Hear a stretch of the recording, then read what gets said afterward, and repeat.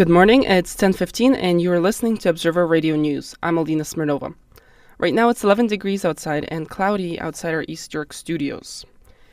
In the news today, Toronto looks to license truck-based billboards. According to the Toronto Star, the trucks drive through crowded streets with the sole purpose of advertising. The bylaws would require the truck sign operators to pay annual and monthly fees. Opponents want the practice banned entirely, saying the trucks contribute to air pollution and traffic congestion. The matter is put off until the end of the month since no truck operators showed up to address the Licensing and Standards Committee.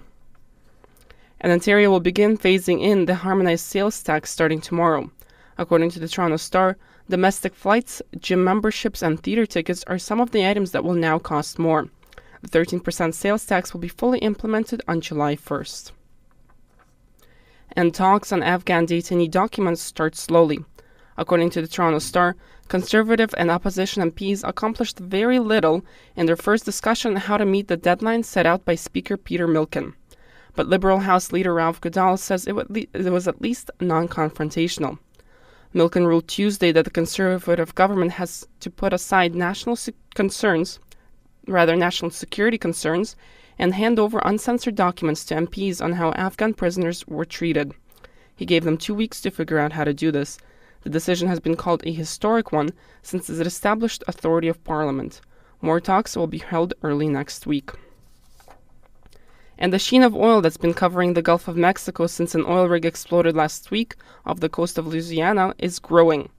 Eric Swanson of the U.S. Coast Guard says cleanup crews are working around the clock to contain the oil spill. The size of the spill is approximately 40 by 80 miles, and we've mobilized significant resources.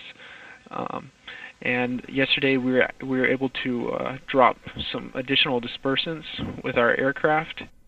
The wind has been blowing the oil away from the shore, but there's a concern that the winds will shift later in the week and the oil will reach the shore.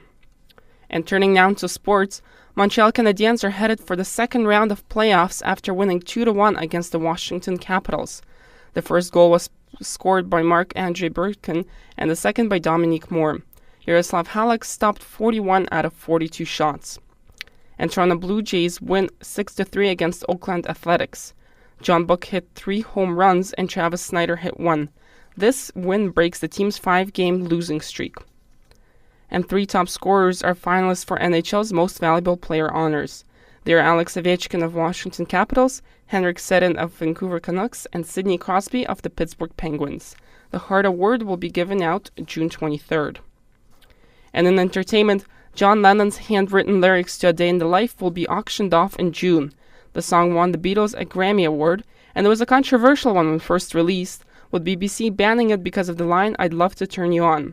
The page is expected to sell for over $500,000. And Canada's Bryan Adams will close the FIFA World Cup concert along with Andrea Bocelli. The concert will take place in Johannesburg 2 days before the Cup's final match. Adams won the Alan Waters Humanitarian Award at the Juno Awards earlier this month. And that's all for Observer Radio News. For more news, check out our website at torontoobserver.ca. I'm Alina Smirnova.